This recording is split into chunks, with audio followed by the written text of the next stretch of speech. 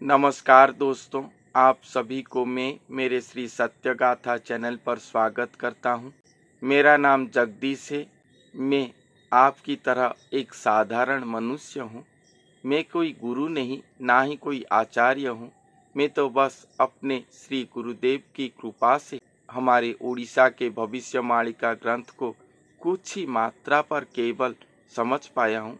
और इस ग्रंथ से श्री कल्कि भगवान के लीला के बारे में जो लिखा गया है, आपके सामने पूरे पुस्तक प्रमाण उक्ति सहित सुनाने की प्रयास में हूँ, ताकि कल्कि भगवान के बारे में आप सभी कल्कि भक्त अनेक बातें जान पाएं कि उड़ीसा की भविष्यवाणी ग्रंथों पर क्या लिखा गया है।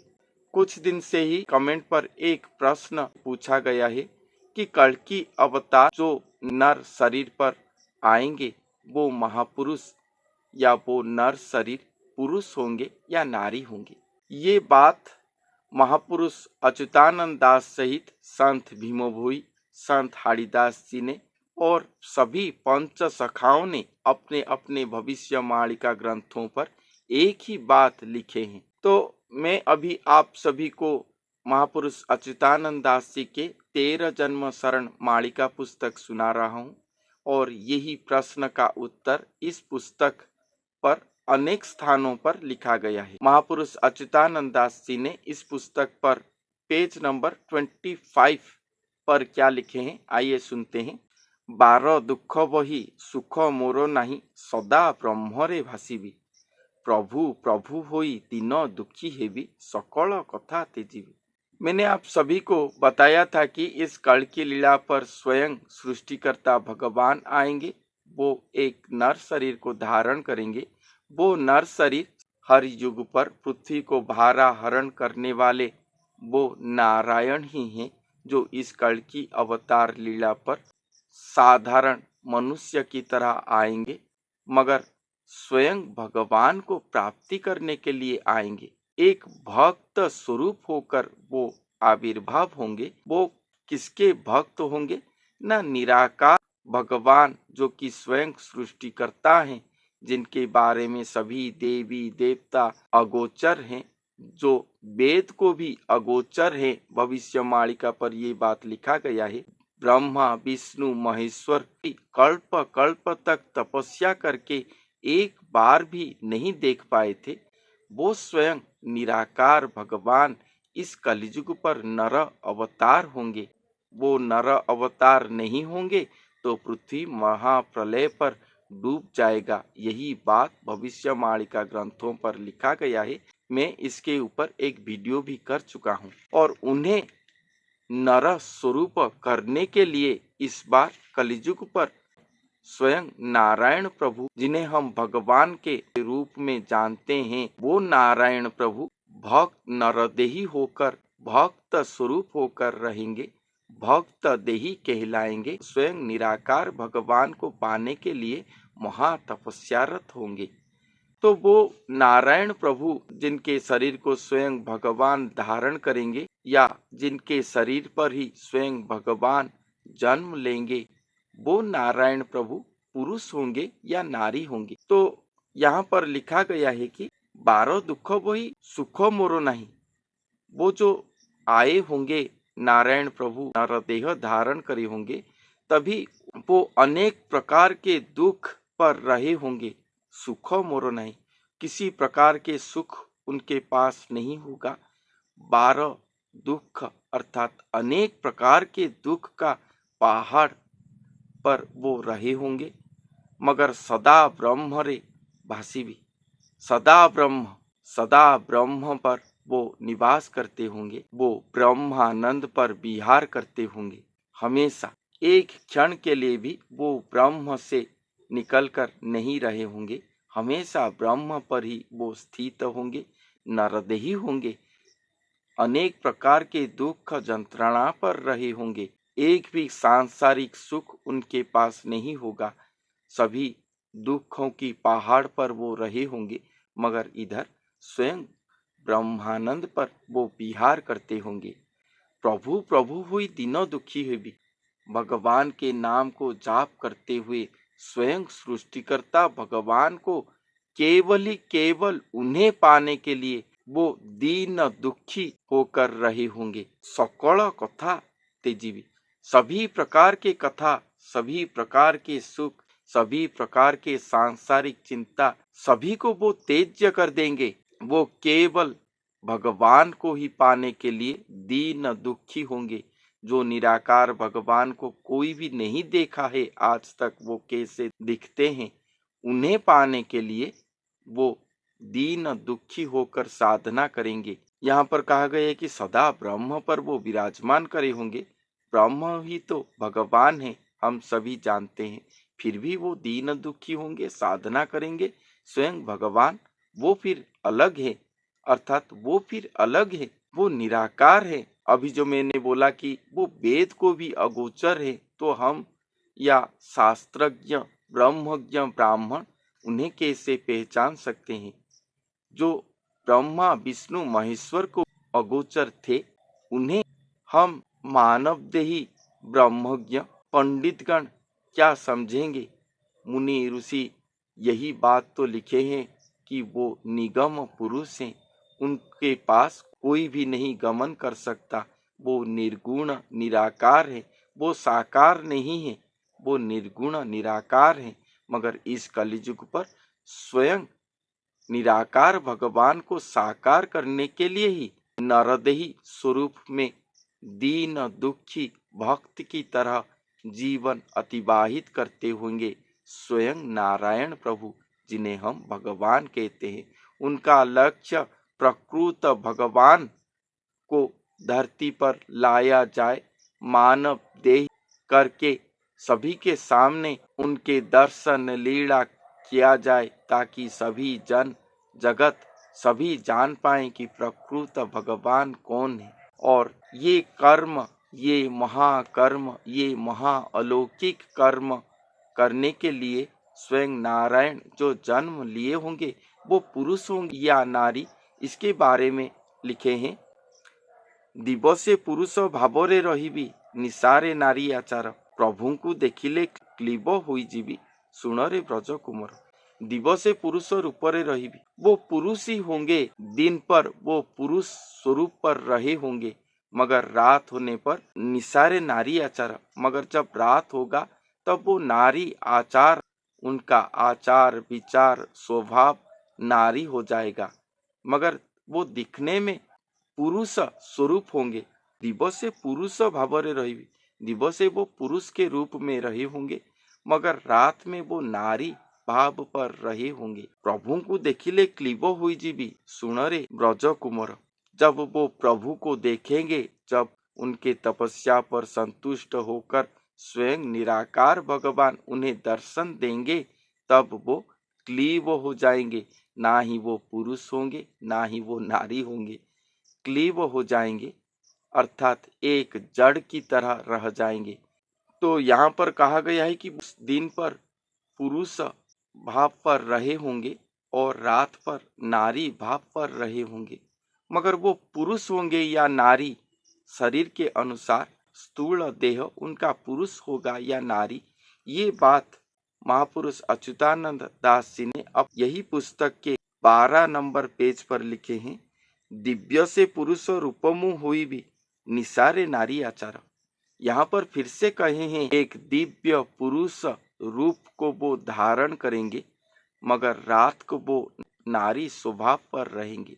दिखने में वो एक दिव्य पुरुष की तरह दिखाई देंगे, अर्थात उनका बाह्य स्वरूप संपूर्ण पुरुष स्वरूप होगा।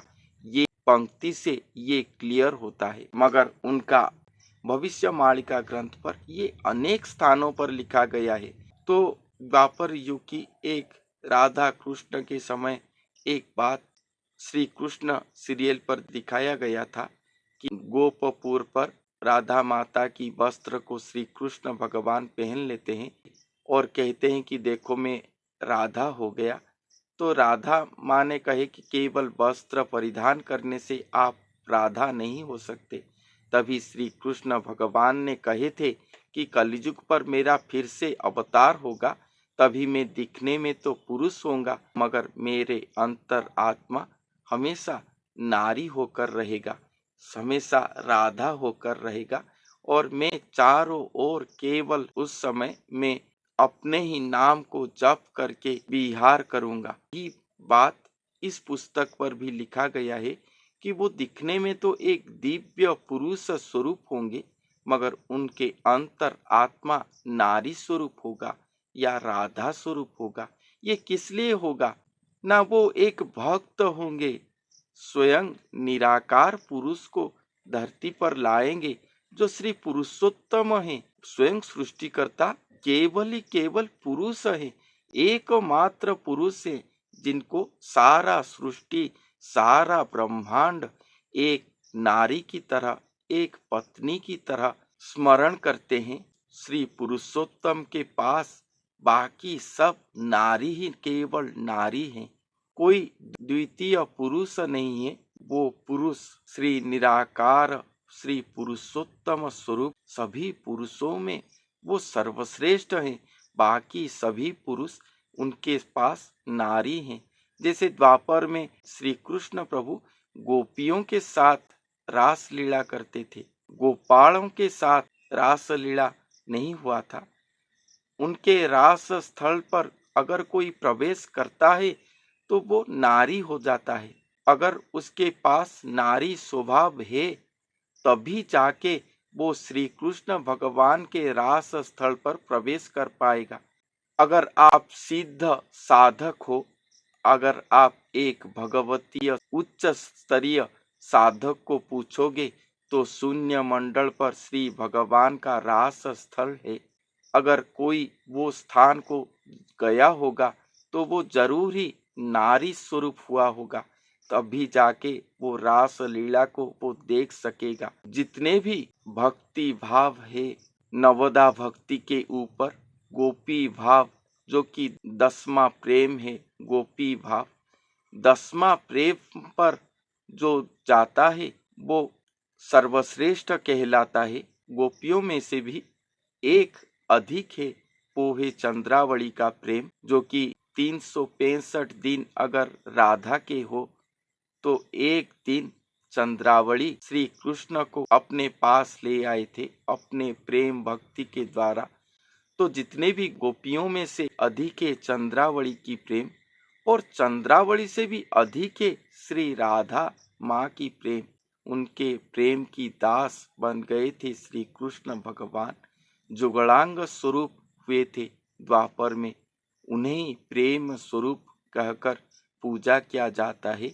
उनके प्रेम धारा पर ही आज तक ये संसार, ये सृष्टि चल रहा है। मगर उन्हीं के जुगल स्वरूप को सभी देवी देवताओं भी वंदन करते हैं। सभी सिद्ध साधक एक नारी स्वरूप होकर वहां पर जाते हैं अपने प्रिय प्रेम जुगलांग स्वरूप श्री राधा कृष्ण जी को पूजा करने के लिए। आप एक शिशु होकर जाएंगे या एक नारी होकर जाएंगे, मगर पुरुष होकर उनके पास आप नहीं जा सकते, क्योंकि वहां पर पुरुष श्रेष्ठ हैं और जगत की माता हैं, प्रेम स्वरूपा और प्रेम स्वरूप है। ये सिद्ध साधक जानते हैं। उसी तरह स्वयं पुरुषोत्तम, स्वयं श्री पुरुषोत्तम निराकार स्वरूप भगवान, जिन्हें वेद शास्त्र भागवत पर विराट पुरुष कहा गया है, वो विराट स्वरूप श्री पुरुषोत्तम को पाने के लिए, उन्हें अपना वश करने के लिए स्वयं नित्य राधा स्वरूप लेंगे श्री कृष्ण भगवान। स्वयं नारायण का भी पूर्ण अवतार होगा, शुक्लांबरधर विष्णु स्वयं आएंगे, नीलवर्ण गुप्त होकर रहेगा और वहां पर नित्य राधा स्वरूप को धारण करेंगे। स्वयं महानित्यमय महाभगवान को अपने महाप्रेम पर संतुष्ट करने के लिए, उन्हें विवश करने के लिए, अपने प्रेम के द्वारा इस संसार पर लाने के लिए वो खुद पुरुष होकर भी अपने अंतरात्मा पर नित्य राधा स्वरूप होंगे। वो तो स्वयं नारायण ब्रह्म हैं, ब्रह्म पर उनका स्थित है, मगर उनका ब्रह्म स्वरूप पर वो नारी स्वरूप नित्य राधा स्वरूप होंगे, तभी जाके वो स्वयं भगवान को लाएंगे। वो दिखने में तो बाह्य पर पुरुष होंगे, दिव्य पुरुष स्वरूप होंगे, मगर अंतर पर संपूर्ण नारी राधा स्वरूप होंगे। और इसी तरह महाप्रेममय स्वरूप होकर वो स्वयं भगवान को धरती पर लाएंगे, अपने शरीर पर ही स्थान देंगे। वो खुद ही क्षेत्र हो जाएंगे, वो खुद ही दिव्य पुरुष हो जाएंगे, वो खुद ही रहस स्थल हो जाएंगे। वो महापुरुष ही सर्व स्थान हो जाएंगे, जिनके शरीर पर स्वयं निराकार पुरुष आएंगे और उन्हीं के शरीर पर ही उनका आत्म स्वरूप नित्य राधा स्वरूप होगा।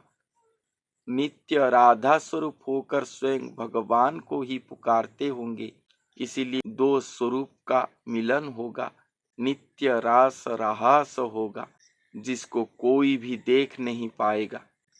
ये बहुत ही बड़ा अलौकिकमय अध्याय है, जिसे मैं आप सभी के सामने उपस्थापन करने के लिए नहीं चाहता था। आज मैं ये प्रश्न का उत्तर देता हूँ कि वो पुरुष होंगे या नारी होंगे। भविष्यवाणी ग्रंथों पर ये बात अनेक स्थानों पर लिखा गया है कि वो महापुरुष पुरुष ही होंगे और वो अपने आत्म स्वरूप पर नारी होंगे और नारी स्वभाव पर ही वो स्वयं भगवान को पुकारते होंगे और उसी तरह ही वो स्वयं भगवान को प्राप्ति करेंगे। श्री निराकार भगवान के साकार स्वरूप पर उनके आत्म नारी स्वरूप लीन हो जाएगा। इसी तरह स्वयं निराकार भगवान अवतरण होंगे नर शरीर पर।